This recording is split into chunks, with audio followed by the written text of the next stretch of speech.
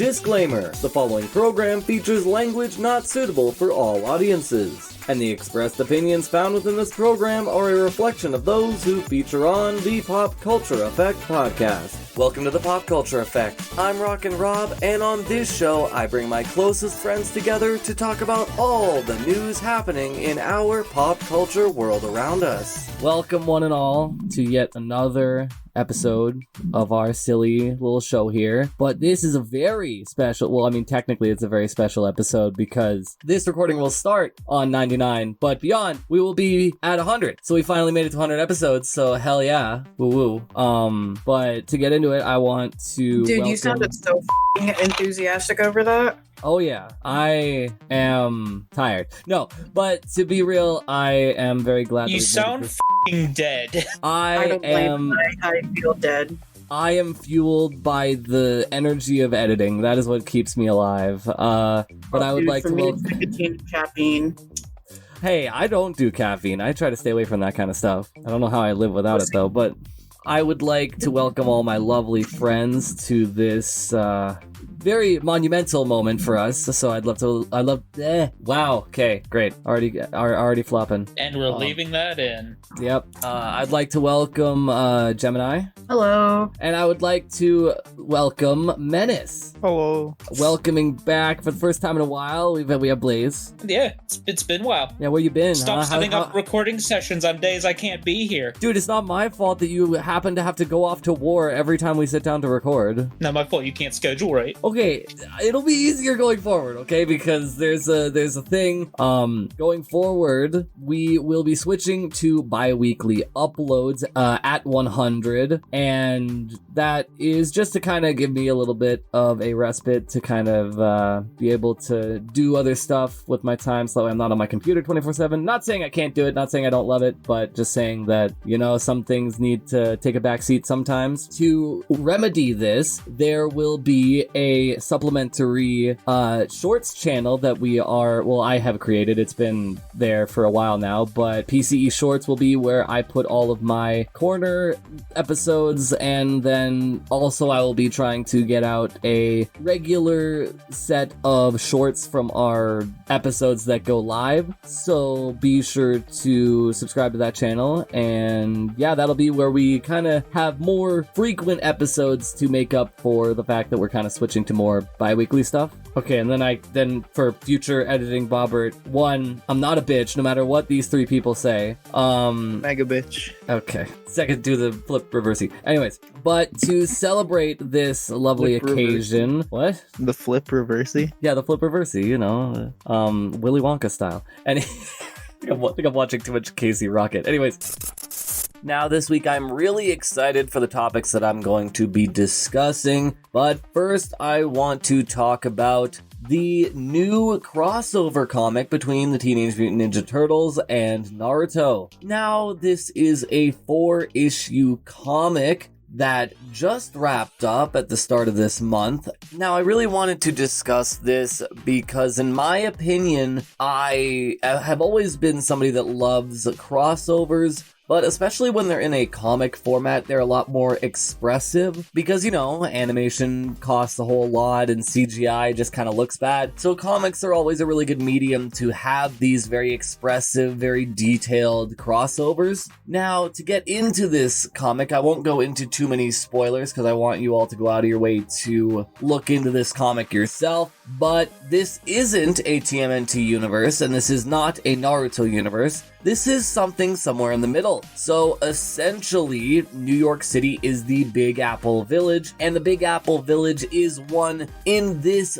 version of Earth, which also hosts the Hidden Leaf Village. And with the fact that this was only a 4-issue comic, there wasn't a lot to dig into when it comes to character interactions and plot points and like overall progression, because everything felt pretty rushed because, you know, they only have 4 issues with like 20 pages each. but what I will say is they at least use the pages effectively when it comes to the art style and the overall presentation of each character. However, when it comes to the creative writing of this comic, it's kind of lackluster to me just a little bit, mostly because, you know, like Naruto doesn't really talk like he would in the show. Like, this is more of a TMNT written comic book featuring a Naruto world build rather than it be a creative combination of both TMNT and Naruto. Now, I will say I do appreciate that we got pre-time skip Naruto, Sasuke, Sakura, and Kakashi, as once we get to post-time skip and hell even Boruto, the power scaling gets way too broken,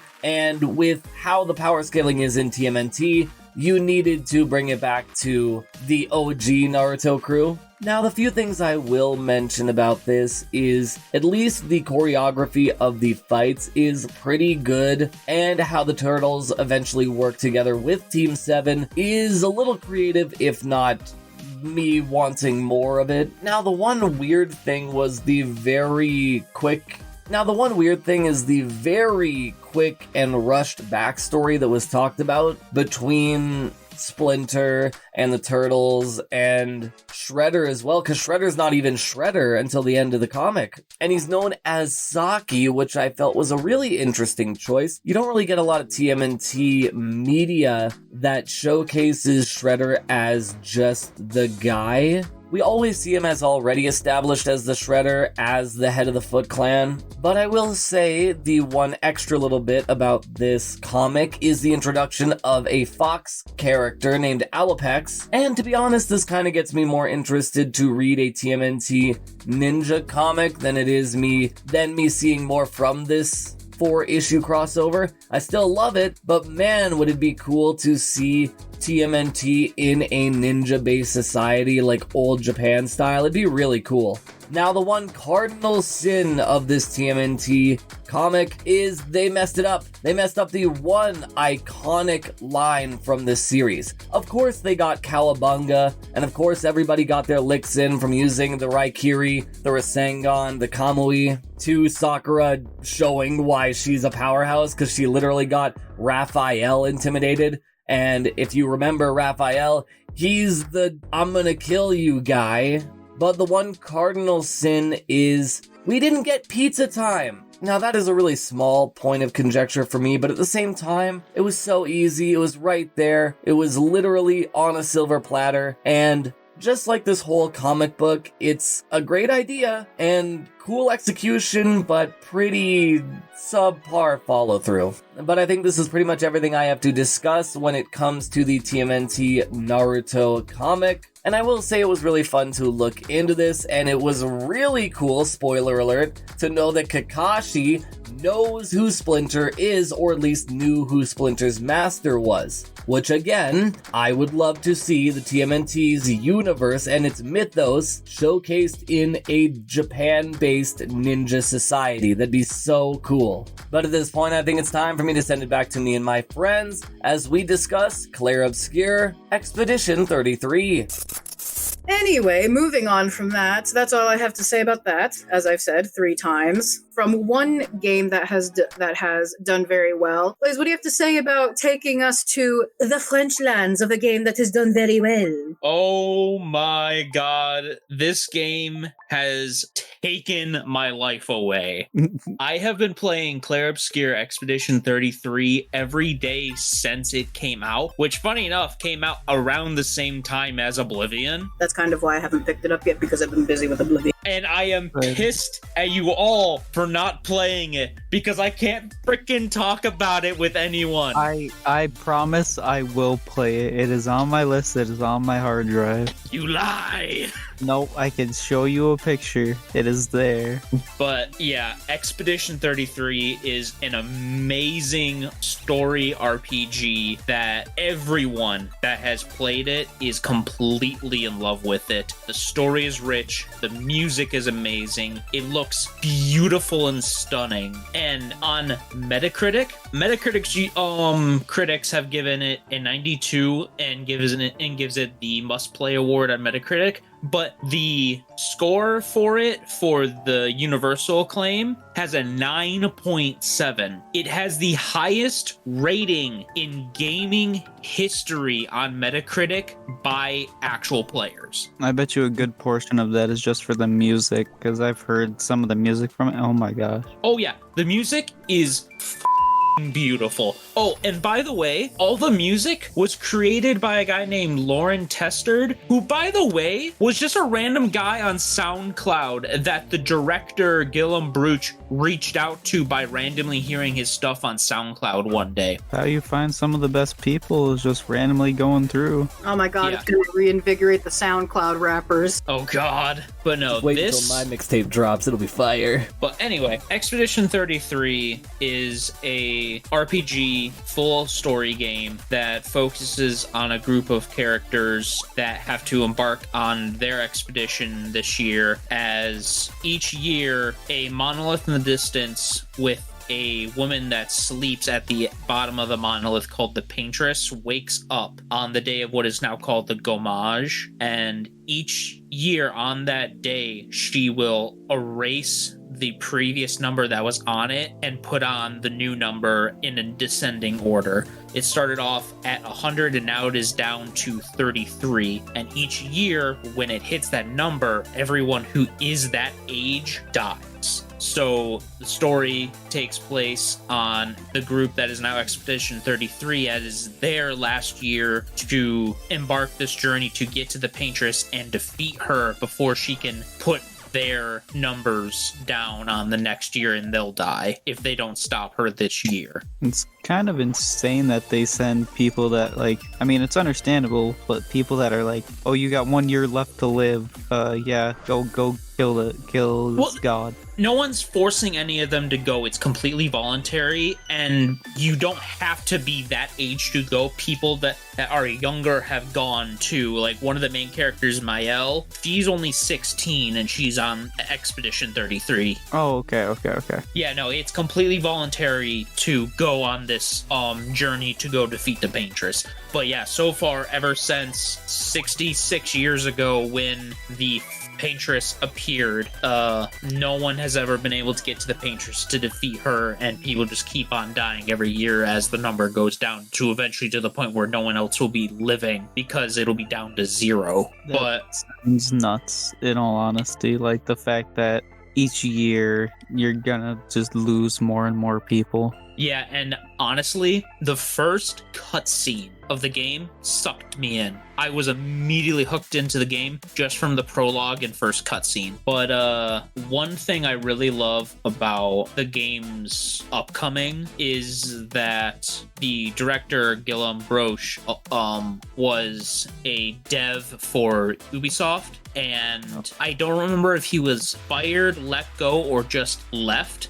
but he was no longer part of Ubisoft, and he had the idea of this game while working for Ubisoft, and he was just by being bored one day thought of the game, and now he got together with a group of 29 other like junior devs, like people that have barely ever touched anything for video games, and a group of 30 managed to make this amazing game. It's honestly like one of the best types of stories you can come across, because like if anyone here has listened to us or listened to us before, Ubisoft is a trash fire and has about one decent series that they put out every so often. Hey, they made Rayman, okay? Yeah, okay, and Rayman, they haven't made a Rayman game in forever. Yeah, because they let the rabbits take him out to the back of the barn and shoot him in the head. Exactly. They have one decent franchise, which is Assassin's Creed, and the rest is the dumpster fire. When they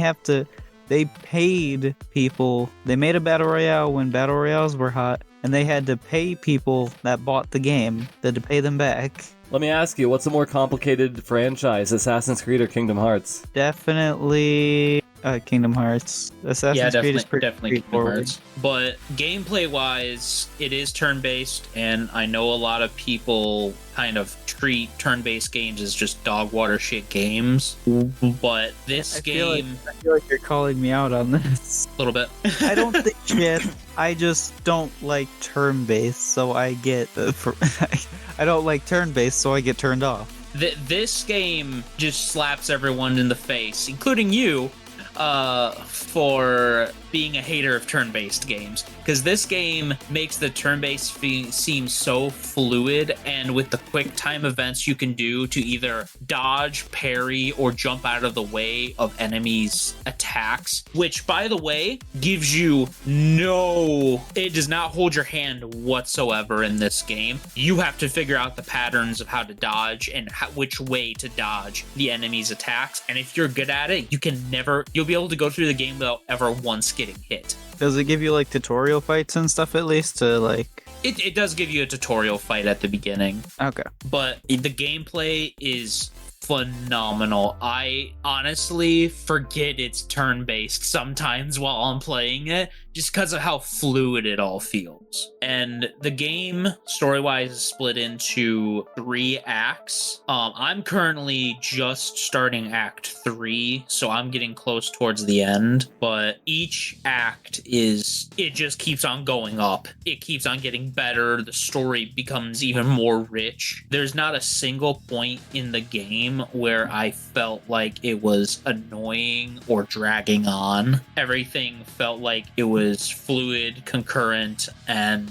they kept it at a really nice pace. And little tip I'll give out, because this isn't really much of a spoiler, but little tip I'll give out for those that are starting to play it: once you get to the spot where you're going into the gestural arena, play as Mael for all the combats, because if you win all of them as her, you get one of her best swords in the game, makes her stupid OP.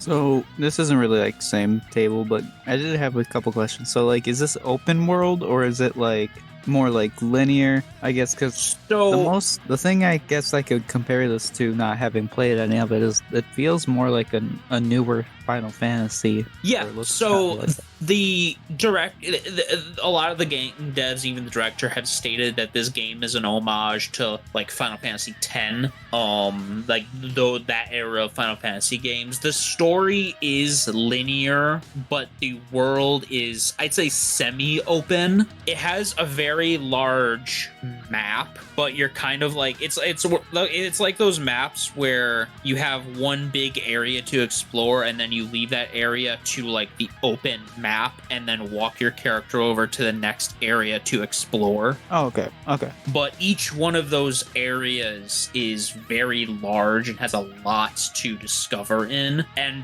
the main map of it is huge. You will spend a lot of time just exploring around and going to a lot of side quest areas that aren't even in the story. But I will say, I also really love the dialogue with the characters in this game. There are so many times I laughed my ass off at some of the characters' comments towards each other, and Monoko is probably my favorite character, dialogue-wise. My favorite character to play is definitely Mael, but I love Monoko's comments towards things, and he definitely makes things even more funnier when it needs to be. But the game also is very serious, can get very dark, and will make you cry on multiple occasions. Oh, damn. Okay. One thing I did want to ask, like, you did say character interactions. Is that just like in dialogue, or like when you're walking around in the semi-open world, do they interact? Yeah, and like during fights as well. Depends on the fight. Sometimes there's a little bit of interaction, but it's usually like when you're exploring around areas, you'll get dialogue between your party members. Okay. Well, I was just thinking like even like Is there, I guess not maybe like dialogue, but is there like team up moves or stuff like that? There aren't really necessarily team up moves, but when certain quick time events pop up where you have to evade certain attacks, they'll all kind of like attack together if you get the counter correct. Oh, okay, that's cool. But as for like interaction between the characters, there is a camp you can set up, and there you can have a lot of like in-depth conversations with the characters and actually build your relations with your teammates to unlock better like moves with each other. Okay, so more of like a Baldur's Gate 3-esque. Kind of. Okay, I'm just trying to compare it. Oh yeah, one thing I also wanted to say too, with this group only being like 30, I mean obviously too they've like reached out to like other groups to help with certain things, but like the main core of the group is only 30 people, and they made so much money on this game because one, they pretty much kicked every AAA company in the teeth because they released a game that's this good for only $50. They're not doing what all these other companies are doing by making the games go from up to $80 if not $90 now for the base game, and it not even being the full game. Yeah, I saw that, and that's a whole nother Don't even get me started, bro. I can't even. But yeah, it being only $50 fully out, and this company made so much money off of this because as of today they've reached almost 3 million copies sold, which is completely mind-boggling because that's not even counting the people playing on Game Pass, because it is on Game Pass as well day one. That's $15 million. But I remembered my last question. Is there like different like biomes and stuff? Like, does the world like change or? Oh yeah. The area does change. Probably one of my favorite areas, which you see fairly early on in Act 1, is this area called the living waters or the flying waters, where it's a water area, but it's like inverted upside down to where it looks like the water is in the air and flying, and you're just kind of walking at the bottom of the lake, but it's the ground floor and just the water has filled up the entire area. That does sound actually really cool. You said your favorite character. Do they like each have their own weapon, like different like fighting styles, or? Yep, they all have their own different style of fighting. Mael uses a rapier with like fencing style fighting. Lune uses like elemental magic. DL has this double-sided scythe that does light and dark energy attacks. That'd be my character already. Oh yeah, I can definitely see you liking CL the most. And then there is the main character. You start off with Gustav, who uses a long sword with a pistol. Oh, nice. Yeah. Oh, by the way, he is voiced by Charlie Cox, which I think is kind of funny because we were talking about Daredevil earlier. He's the guy who plays Daredevil. That's great. This was his first voice acting role. Does he do well? Oh yeah, he does fantastic. I love Gustav. He is such a good character. And then there's also Verso, who uses a fighting style kind of similar to Gustav, but he uses a longsword and a dagger, and he has kind of like a perfection meter, kind of similar to like Devil May Cry, where you combo off attacks, your rank goes up. For him, he does more damage if his rank is higher. That's actually really cool. Oh yeah, he's really cool to play as. And he's voiced by Ben Starr, who was Clive in Final Fantasy 16. And you can find an outfit that's an homage to his character, to his actor voicing Clive. You can find an outfit that makes his character look like Clive from Final Fantasy 16. I heard about that. I also heard that there's like a bunch of homages. Like you can get Ichigo's sword from Bleach. You can get a couple swords from Bleach. You can get Ichigo's and Rukia's swords. Yeah, I found Rukia's. I haven't found Ichigo's yet. I'm gonna have to look up a video on how to find that. I heard that there's a bunch of homages to other games and other games of that style, especially. Yeah. Oh, and I completely forgot one of the other characters who I was just saying had the best dialogue, Monoko. He has an interesting way of fighting. thing. His combat relies on him turning into the enemies you take down for his attacks. Oh, that's actually really cool. He literally turns into the enemies that you've taken down and attacks as them. Yeah, those two may be my favorite. I could see you, because you have 3 of them on your party at a time. I could see you using CL, Verso, and Monoko. That's fair. I gotta play some more Oblivion, and then it's definitely gonna be starting up. No, play it now, goddammit. I need to talk to someone about the story. I also got, Fragpunk just came out, which I probably will talk about next week once it's been out for a full week, or whenever we do record next. But I think that covers everything I wanted to talk about the game. I don't think I'm forgetting anything, but that is pretty much everything I wanted to talk about Clair Obscur Expedition 33. I don't think I'm forgetting anything about it. I think I've talked about everything I wanted to for it. Menace, play it already, goddammit. I will. But, oh wow, this leads me to doing the outro. Huh. Finally. Been a while. But, anyway, thank you all for tuning in and listening to us rant about everything we think is neat going on. What was that? I just think they're neat. I just think they're neat. That's a nice boulder. It's What? not a boulder. It's a rock. I'm sorry.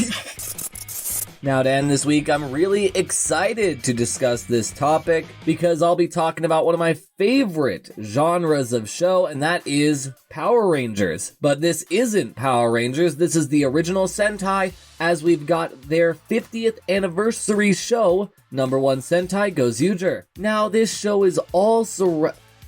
is surrounding a cataclysmic universe war that essentially takes out every other Sentai team that's ever existed, with the only thing left being a power ring that houses the power of the Red Ranger. And essentially this whole show is about all of these different individuals wanting to grant their dream, wanting to grant their wish. And if they collect all of the Sentai rings, they'll be able to do so. And this is what I look for in a Power Rangers series. I'm sick and tired of the run-of-the-mill Power Rangers series where it's just flashy fights with no context and no follow-through a story. Yeah, you have a big bad at the end that you gotta work towards to get to. But this is how you have stakes. This is how you have progression. Now, the Gozyugers themselves are the only ones that have different color and unique Ranger outfits and Ranger abilities.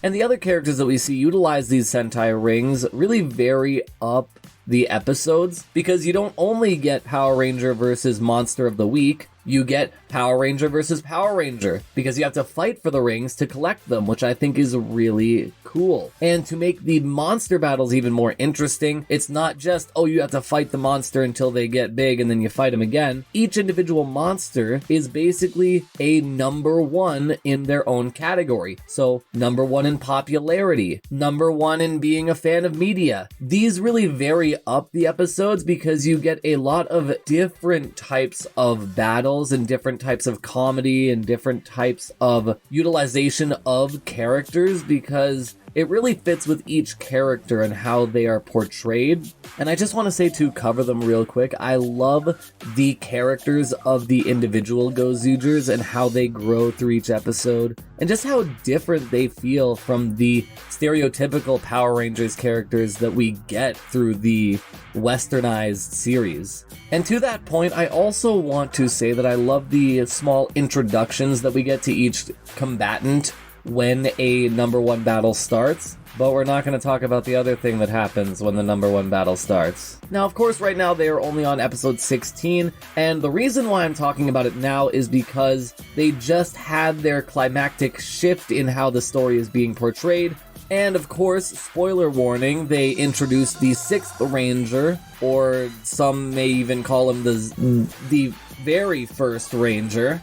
But as a whole, I really love what Gozyugers is aiming for. I love the combat, I love the comedy, I love the way that they can have different types of fights. We get to see Red Rangers versus Red Rangers, we get to see the Gozyugers versus the bad guys. Sometimes we see a mixture of the three. And the one thing I will say is I absolutely love how they use the Sentai rings, because we essentially see every single version of Sentai from Power Rangers and the versions we have never seen. So seeing forms like Jacker or Dawn Brothers or King Oger, that stuff was really cool, and I hope we get a lot more of it. Now, there are two things I want to add to this real quick. First, the morphing gauntlets that they use are a little bit ridiculous, because they just kind of pop out of nowhere. But I do think it's cool that they are the Megazords themselves. But also, my big prediction for the end of this show is that every single ring of the 50 Sentai rings are going to have some kind of energy pulse through them. They're going to change, and we're going to see the reveal of one ring, which is going to be the 51st Sentai. And basically, my prediction is these 50 Sentai rings are going to transform into the next 50 years of Sentai. But yeah, I don't want to give too much more away about the story of Gozyuger, because I want you guys to go out and watch it for yourself. But with where it's heading with this new story they're going into, I'm really looking forward to how this shapes up. I may even come back to talk about this when their 48 episode run completes, or when they eventually make the movie that's already apparently going to be made. But yeah, that's pretty much everything I have to discuss when it comes to #1 Sentai Gozyuger. And I think it's time for me to send it back to me and my friends to end this week's episode. Thank you guys for letting me come back and doing another episode with y'all. Thanks, Robbie. Do more movie reviews. Watch more movies. Trust me, I'll be doing some more movie reviews. You don't have to take them from me. No, but I'm glad that you were able to join us for our big, technically 99 through 103, but our big 100 celebration episode. So woo. Yes. Thanks, Gemini. A pleasure as always. And thanks, Menace. Oh yeah, always fun. But thanks for checking out our podcast. If you want to watch some of our older stuff, there's our YouTube channel, PopCulture Effect. And please check out everyone else's podcasts on CJSW and enjoy everyone else's content. And with that, I think it's good to sign off. See ya! Bye-bye. Go check out our new Shorts channel.